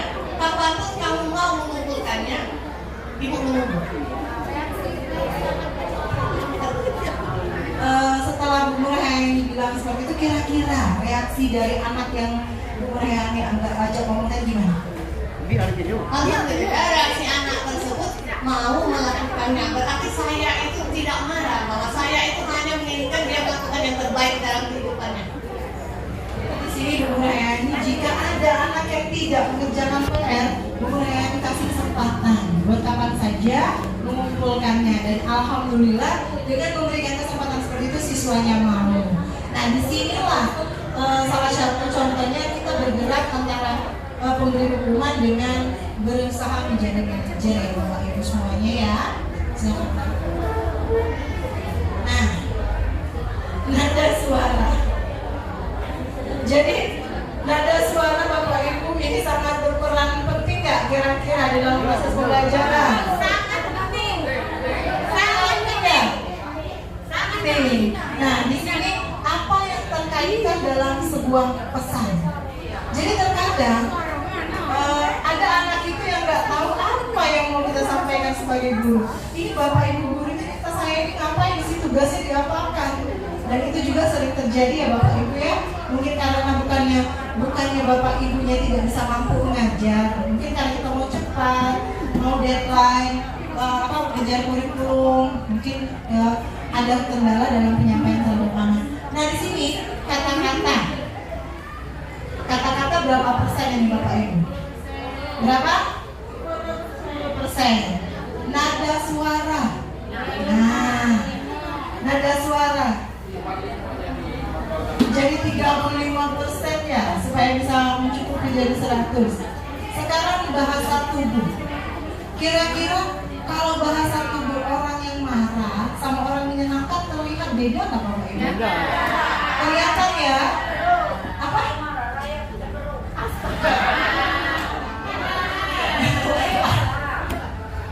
Ya, kalau saya marah pada saat mengajar atau berangkat cara menghibur seriput, dia akan dampakin dia. Tapi saya bukan senyum. Ujungnya dia nyewa. Wih, ibu aduh marah. Akhirnya dia. Jadi kita sepakati bahwa apa yang ditampilkan di slide bahasa tubuh itu sangat berpengaruh besar nggak persentasenya Bapak Ibu? Iya, jadi ada yang Bapak Ibu semua ini yang kita dikaruniai sama Tuhan yang suara kita nggak terlalu besar nyaring, tapi karena dia bisa melihat dari bahasa tubuh kita, walaupun kita suaranya kenceng, tapi karena bahasa tubuh kita bahagia, dia nggak nangkapnya kita lagi marah. Ya, jadi dari bahasa tubuh walaupun katanya jadi apa kan? Senyum. Itu teriak dengan angkatan aku bukan senyum. Boleh nggak? Ibu bayar. Oh ini. Ibu. Senyum. Masuk bayar ya deh. Bayar masuk tuh bayar bayar. Ada anak-anak ekspresi dan intonasi itu berkembang. Kalau air itu mulutnya teriak, mukanya senyum. Ini kan sinkron. Pesannya apa? Apalagi Pak Evansa. Oke. Kita sambung lagi Bapak Ibu. Apa itu restitusi? Nah, restitusi adalah proses menciptakan kondisi bagi murid untuk memperbaiki kesalahan mereka. Nah, jadi contohnya telat, tidak mengerjakan tugas ini adalah restitusi. Sehingga mereka bisa kembali pada kelompok mereka dengan karakter yang lebih kuat menurut dosen tahun 2004. Nah, 2004. Jadi di sini bisa terlihat bahwa restitusi itu harus kita lakukan supaya anak kembali lagi untuk menyadari dan memperbaiki kesalahan mereka. Sehingga kita mendapatkan hasil yang apa yang kita inginkan. Nah, 9 ciri-ciri restitusi. Untuk membuat siswa memahami kesalahan dan mengubah perilakunya, kita juga harus melakukan ke-9 ciri ini. Yang pertama, bukan untuk menebus kesalahan. Jadi hukumannya tadi dikeluarkan dari kelas, hukumannya disuruh membersihkan toilet, itu bukan untuk menebus kesalahan. Tapi bagaimana caranya yang kita berikan kepada anak itu dapat membuat mereka belajar dari kesalahan. Yang kedua, memperbaiki hubungan. Nah, hubungan seperti apa? Kalau Bapak Ibu ngomongnya kasar, kira-kira anak senang nggak melihat muka kita besoknya?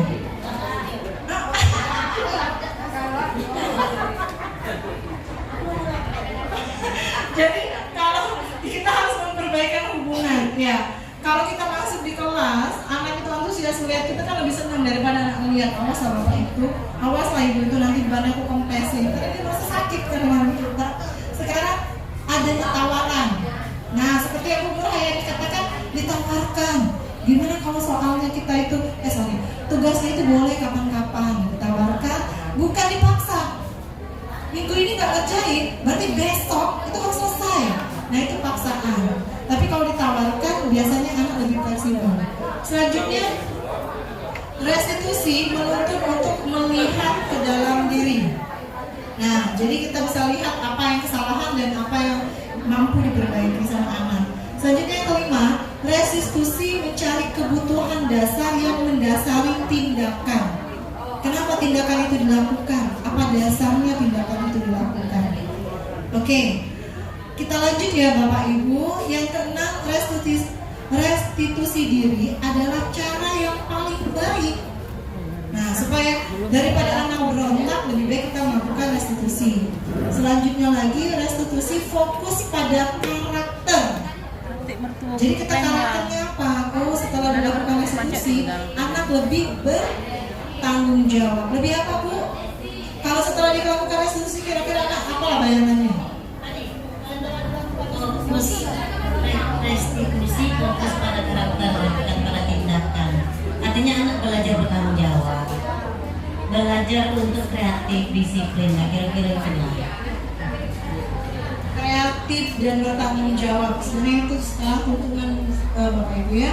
Lanjut yang ke-8. Apa yang ke-8 Bapak Ibu? Yuk, biar semangat baca sama-sama yuk. Apa yang ke-8? Nah, setiap restitusi ada solusi. Jangan kita cuma ngoceh aja. Pas di anak ngumpul, nggak mau lagi saya ngumpul. Kan kemarin, ngapain kita ngumpul hari ini? Nah, itu bukan solusi Bapak Ibu. Kalau anak sudah melakukan perbaikan, dia ngumpul soalnya, ya diambil, dikasih nilai. Mungkin itulah. Selanjutnya, restitusi mengembalikan murid yang berbuat salah pada kelompoknya.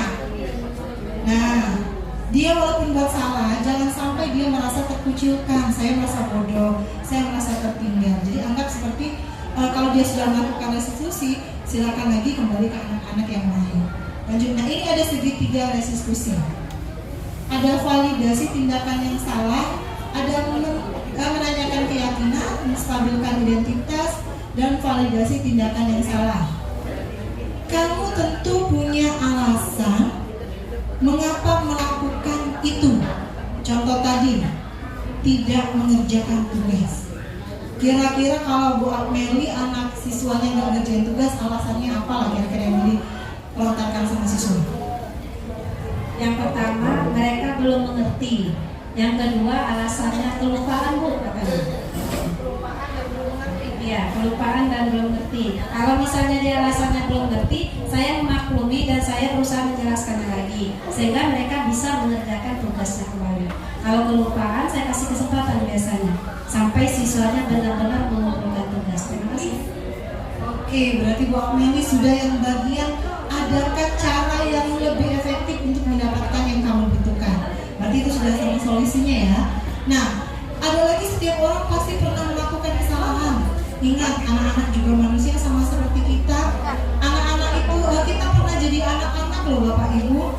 Tapi anak-anak belum pernah jadi kita. Jadi kita udah tahu gimana perasaan menjadi seorang anak SMP. Selanjutnya, kamu bukan satu-satunya yang pernah melakukan kesalahan ini. Nah, kira-kira kalau nggak ngerjain tugas, kalau di kelasnya ada anak itu terus, atau ada anak-anak lain? Coba Rena. Ya, kalau saya ngajar di 92 terutama ya, kadang-kadang ya ada gantian, cuman kadang-kadang juga yang itu terus ada juga itu saja Pak. Iya. Nah, berarti ada juga anak yang itu terus dan ada juga anak yang memang bergantian. Nah, selanjutnya nilai-nilai apa yang telah kita sepakati tadi, kesepakatan yang sudah dibuat di kelas. Selanjutnya kamu ingin menjadi orang yang seperti apa? Itu adalah segitiga restitusi.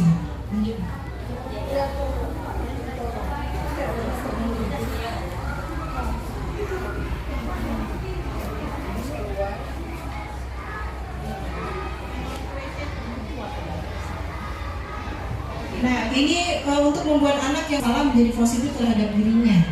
Contohnya adalah guru berkata berbuat salah itu adalah hal yang manusiawi. Tidak ada manusia yang sempurna. Bapak Ibu juga pernah buat salah. Kita pasti bisa menyelesaikan permasalahan ini. Selanjutnya kata yang bisa kita gunakan adalah Bapak Ibu tidak tertarik untuk mencari tahu siapa yang benar, siapa yang salah. Selanjutnya ada kalimat juga bisa kita sampaikan, Bapak Ibu lebih tertarik untuk menyelesaikan masalah. Kalimat terakhir adalah, kalau kamu menyalahkan dirimu sendiri terus-menerus, apakah kamu bersikap baik pada dirimu sendiri? Nah, itu mungkin contoh kalimatnya. Nah, sekarang membantu siswa mengenali basic need atau kebutuhan yang ingin dipenuhi ketika melakukan kesalahan itu. Pada dasarnya setiap tindakan manusia tujuannya adalah memenuhi basic needs. Apa itu power, freedom, love dan belonging, fun dan survival. Guru berkata, Kamu bisa saja kan melakukan hal yang lebih buruk, tetapi kamu tidak melakukannya kan? Selanjutnya kamu pasti punya alasan mengapa melakukannya. Lanjutnya apa yang penting bagi kamu? Lain yang baru. Selanjutnya maukah kamu belajar cara lain untuk mendapat yang kamu butuhkan tanpa harus memukul? Nah ini contoh untuk anak yang suka main kekerasan, Bapak Ibu. Selanjutnya, apakah kamu bisa melakukan dengan lebih baik besok lagi? Contohnya kalau dia datang pukul 7, kita bilang kalimatnya apakah kamu besok bisa lebih baik lagi? Selanjutnya ini ada kebutuhan dasar manusia. Nah, kita kembalikan lagi kebutuhan dasar manusia. Bapak Ibu semuanya, manusia itu memiliki cinta kasih. Ada rasa memiliki dan dimiliki. Jadi kalau kita manusia itu merasa pengen dicintai, pengen disayangi, itu rasanya enak. Kalau ada yang ngomong sama kita lemah lembut, rasanya sejuk ke hati kita. Selanjutnya penguasaan. Nah, untuk bertahan hidup kita berpenguasaan. Selanjutnya kebebasan. Kita manusia yang bebas ya Bapak Ibu semuanya ya. Kita bebas berekspresi dan bebas menyatakan pendapat kita. Selanjutnya kesenangan. Nah, anak-anak itu ada yang mencari kesenangan memang dari segi negatif. Nah, kesenangan seperti apa? Kesenangan bikin onar, kesenangan main pukul-pukul sama teman. Memang itu sebenarnya kebutuhan dasar manusia. Hanya salah mencari kesenangannya saja. Baik, lanjut lagi. Menanyakan keyakinan. Nah, ini sambungan lagi. Anak melihat kesalahannya dihubungkan dengan norma sosial dan nilai-nilai yang mendasari manusia berinteraksi dengan orang lain. Gurunya bisa berkata, kita bisa berkata, apa nilai yang kita percaya di kelas atau sekolah kita? Nilai-nilai universal apa yang telah kita sepakati? Nah, yang tadi sudah ada di dalam kesepakatan kelas. Selanjutnya, kelas yang ideal itu seperti apa sih? Kita tanyakan sama anak Bapak Ibu semuanya. Lanjutnya, kamu ingin menjadi anak seperti apa? Biasanya kalau udah ditanya seperti ini, nggak mau anaknya jawab yang jelek. Selanjutnya, apa yang kamu rasakan ketika kamu melakukan itu? Kamu menjadi orang yang seperti apa? Nah, itu kalimatnya kalau kita kaitkan dengan nilai yang apa? Ada intervensi 30 detik. Intervensi ini bisa membantu murid ke tujuan semula. Jadi ini bisa kita lakukan selama 30 detik di kelas kita masing-masing atau dengan anak dengan cukup singkat dengan cara non konfrontatif. Contohnya, apakah kamu ingin berbuat lebih baik?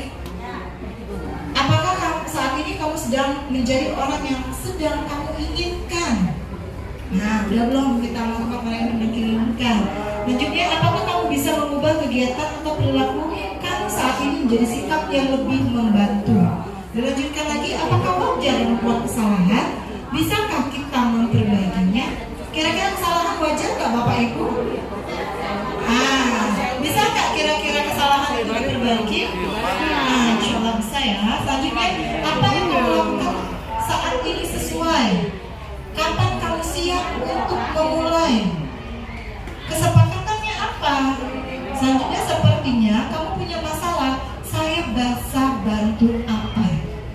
Nah, lanjut lagi, saat ini kamu seharusnya berbuat apa?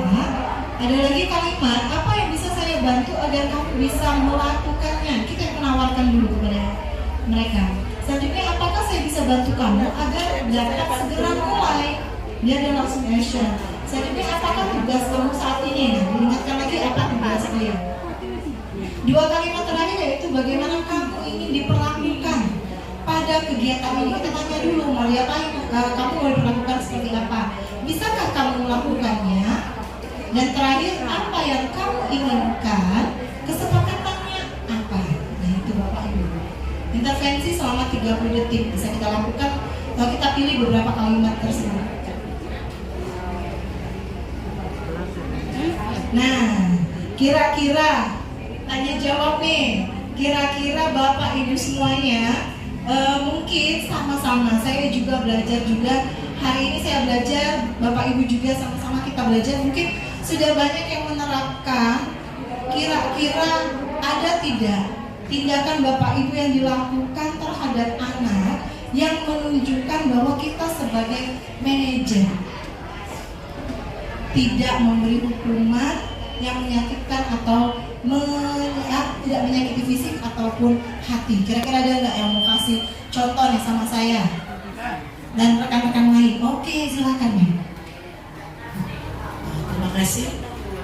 Untuk ini karena teman dengan contoh kelas 4 anak itu bermasalah dengan tugas-tugas, saya sebagai wali kelas minta informasi dari seluruh mapel tugas apa saja yang belum diselesaikan oleh anak ini, karena kita akan mendekati dengan ujian akhir semester. Kemudian saya sudah mendapatkan rekap itu, dan kemudian anaknya saya panggil beserta orang tuanya bekerja sama dengan guru BK dengan rekap tugas-tugas yang mereka sampaikan. Kemudian anak itu membuat suatu perjanjian bahwa akan menyelesaikan tugas-tugas itu, dan anak itu kemudian menghubungi gurunya meminta tugas.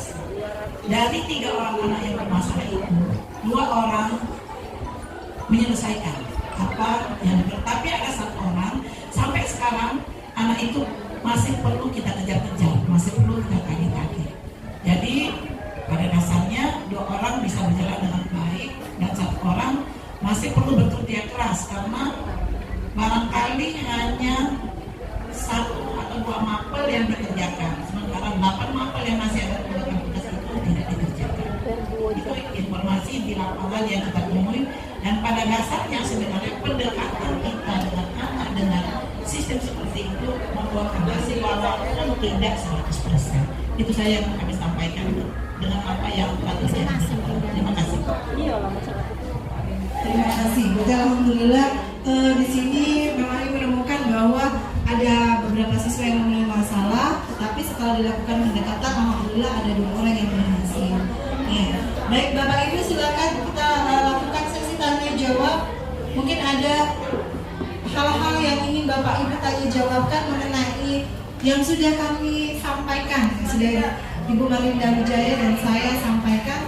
Boleh Bapak Ibu mungkin berbagi sharing pengalaman bagaimana caranya agar mentiadakan hukuman bagi siswa. Ada nggak tips dan trik Bapak Ibu yang sudah dilakukan bagaimana caranya mentiadakan hukuman kepada siswa?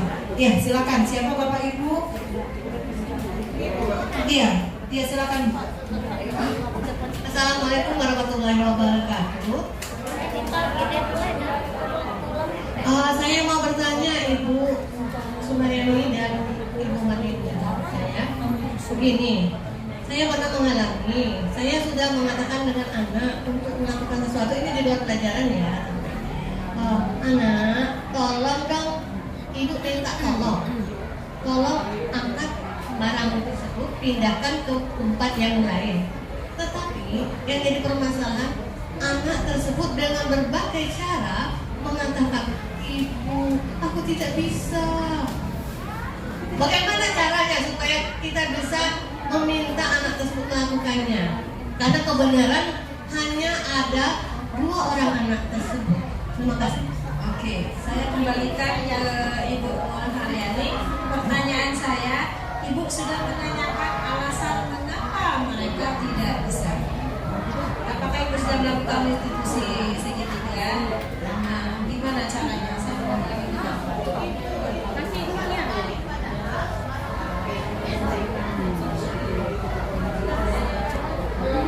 Ibu sudah menanyakan alasannya kenapa mereka tidak mau melakukannya? Sudah Ibu minta mereka untuk mencobanya? Sudah, terus tidak mau. Tidak mau lagi.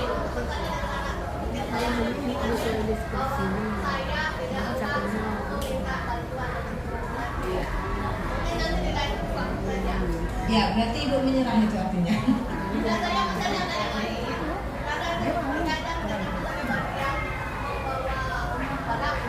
Oh, berarti nanti setelah ini Ibu bisa melakukan restitusi segitiga. Ada 3 ya, ada tadi sudah dijelaskan oleh Ibu Sumaryani.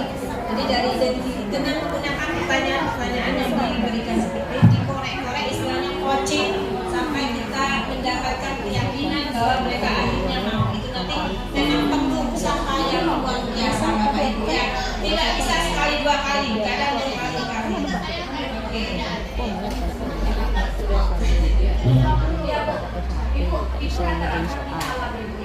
Benar.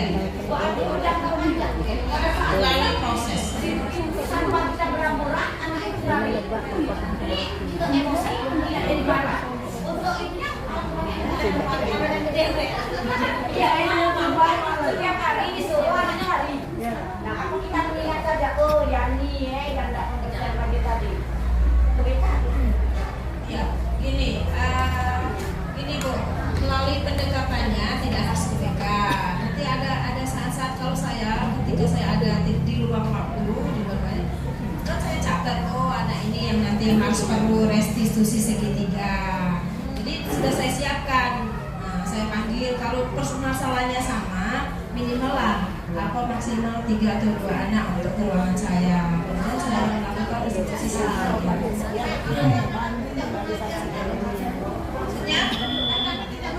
Tidak jadi masalah Ibu, walaupun mengajar tidak mengajar, semuanya anak-anak kita. Nah iya, makanya perlu didalami lagi kenapa mereka tidak patuh dengan kita, apa karena kita tidak mengajarnya. Nah itu harus dibuang dari pikiran mereka bahwa guru yang tidak mengajar tetap harus dipatuhi karena mereka juga bagian dari murid SMP Negeri 1 Muara Enim. Saya bisa ngomong baik Bapak Ibu, memang perlu proses, perlu pembiasaan. Tidak sehari 2 hari mereka langsung berubah, tidak. Itu bisa 1 tahun baru berubah. Tetapi kalau tidak mulai dari sekarang, kapan lagi kita memperbaiki, mendebarkan lalu anak menjadi karakter yang lebih baik, gitu ya. Tapi jangan belum apa-apa harus sudah jelas. Memang perlu proses pembiasaan dan sebagainya. Memang lama, bisa 1 tahun lebih, bisa. Tidak langsung tiba-tiba dia berubah, tidak. Karena kita kan sudah seperti kita tidak bisa merubah orang seperti membalik telapak tangan. Yang penting kita sama-sama berkolaborasi bagaimana caranya supaya anak kita menjadi lebih baik. Nah itu penting kerjasamanya. Ya mungkin tambahan juga Bapak Ibu ya, mungkin dari banyak hal yang bisa kita temui di lapangan. Oleh karena itulah hari ini kami itu berusaha untuk berbagi sedikit ilmu yang kami dapatkan dengan harapan bisa menebarkan budaya positif di SMP Negeri 1 Muara Enim menjadi lebih baik. Benar kata Bu Marina tadi, semua butuh waktu, semua butuh kesabaran, tidak semudah kita membalikan telapak tangan. Tapi insya Allah dengan niat yang tulus kita mampu dan bisa melaksanakannya.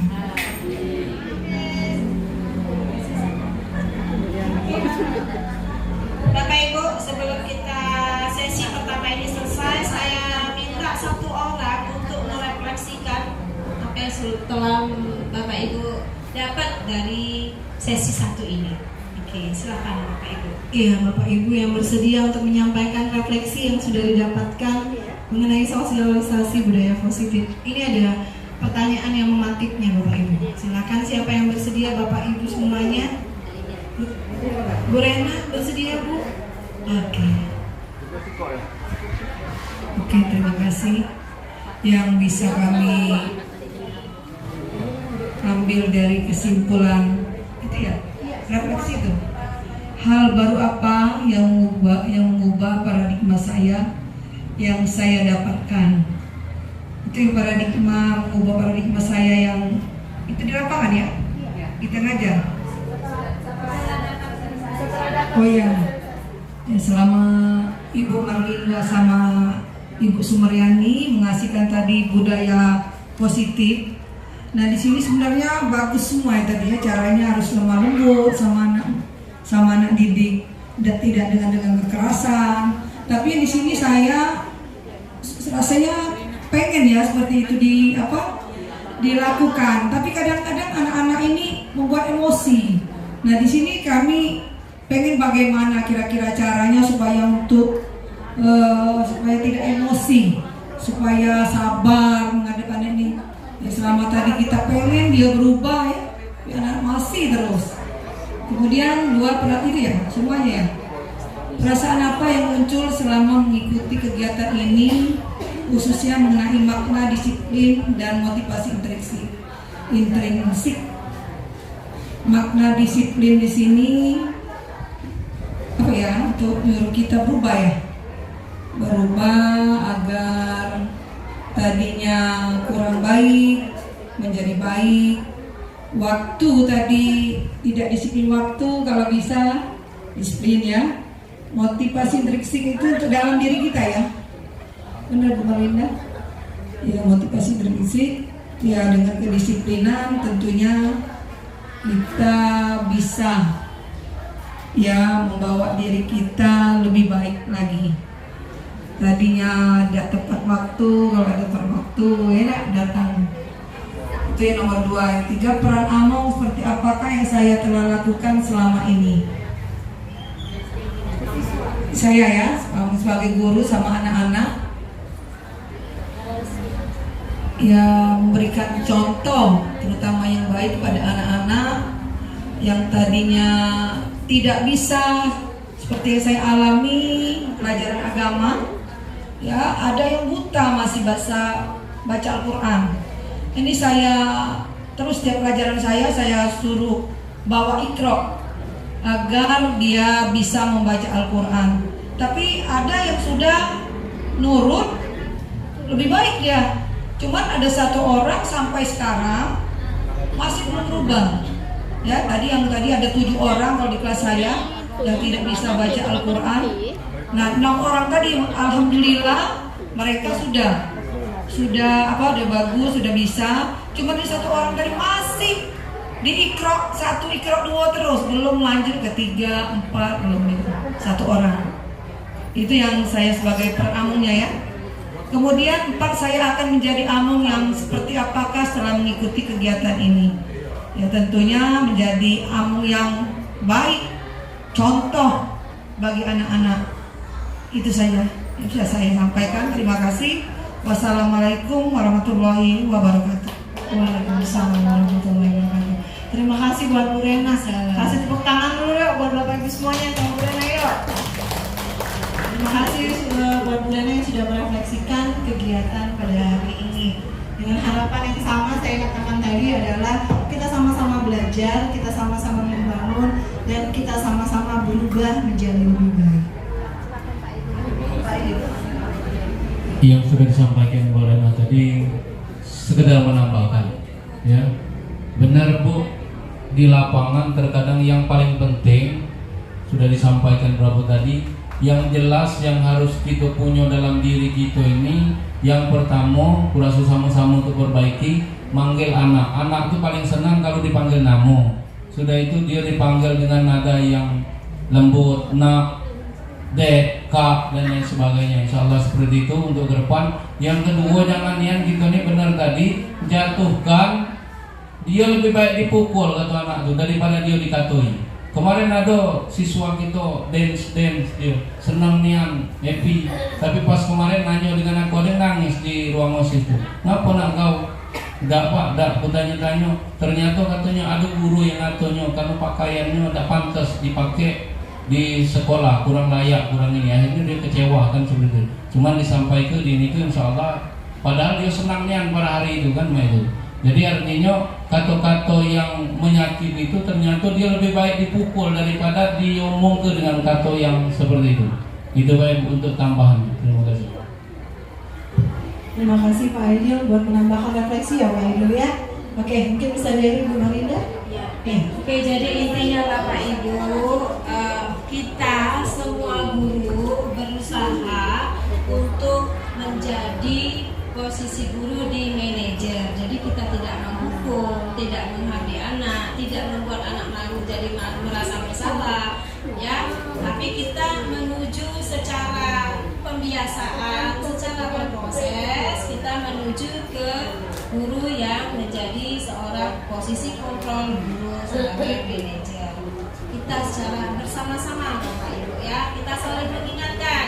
Ketika kita mau marah, kita saling mengingatkan. Sabar Bapak Ibu, kita bisa melakukan diskusi segitiga. Itu ya Bapak Ibu ya. Jadi sudah berdasarkan pengalaman, ternyata anak kan tidak suka dibuat di kita kalau kita membuat anak merasa bersalah. Kita analogikan saja diri kita sendiri. Seandainya Bapak Ibu dipermalukan di depan orang ramai, kira-kira Bapak Ibu senang seperti itu. Tidaklah tentunya begitu juga dengan anak ya Bapak Ibu ya. Jadi kita jangan memarahi anak di tengah lapangan, kita panggil secara personal. Tapi bukan dimarahi karena kamu harus ini, tapi ditanya dulu. Kemudian kita berusaha menjadi ke manajer, ditanya alasannya apa, bagaimana, sehingga pada akhirnya dia meyakini diri sendiri bahwa itu hal yang tidak benar, sehingga dia menyadari sendiri, bukan karena kita ngatoin, bukan karena kita marahi, seperti itu Bapak Ibu. Oke Bapak Ibu, gimana Ibu Ani? Kita rasa cukup untuk sesi 1 ini. Terima kasih atas perhatiannya. Wabillahi taufiq wal hidayah. Wassalamualaikum warahmatullahi wabarakatuh. Waalaikumsalam. Bapak Ibu, sebelum kita lanjut sesi 2, kita snack dulu ya.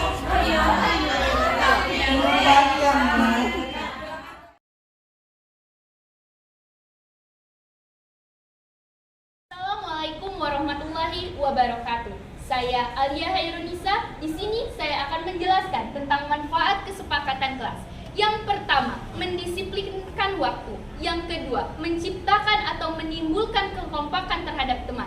Yang ketiga, menciptakan sikap gotong royong kerjasama sesama teman. Yang keempat, dapat mendisiplinkan waktu. Yang kelima, dapat menciptakan sikap sopan santun terhadap guru. Terima kasih. Assalamualaikum warahmatullahi wabarakatuh. Saya Wulan Angelika ingin menyampaikan apa manfaat dan contoh dari kesepakatan kelas bagi diri saya. Manfaat dari kesepakatan kelas, kita bisa menaati aturan yang ada dan disiplin waktu. Contohnya, menaati guru, mengerjakan tugas yang ada, berdoa sebelum belajar ataupun sesudah belajar. Selain itu, kita juga bisa piket kelas dan lain sebagainya. Sekian dari saya. Wassalamualaikum warahmatullahi wabarakatuh. Kami ketika melakukan kegiatan Jumat berbagi adalah senang dan bahagia karena bisa berbagi dengan sesama. Dan juga dengan kegiatan ini bisa menumbuhkan kepedulian terhadap sesama, lalu juga melatih kekompakan tim dan gotong royong tim. Kami juga menumbuhkan rasa atas kejujuran karena bisa melakukan kegiatan ini dengan jujur dan baik.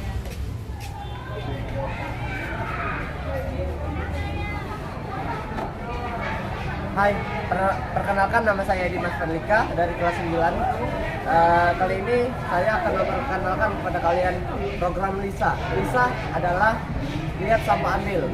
Manfaat dari LISA adalah yang pertama, membuat hidup kalian lebih tentram. Yang kedua, supaya sekolah lebih terlihat bersih dan juga ya lebih teratur. Bentuk karakternya seperti lebih tertib, seperti tadi membuang sampah pada tempatnya.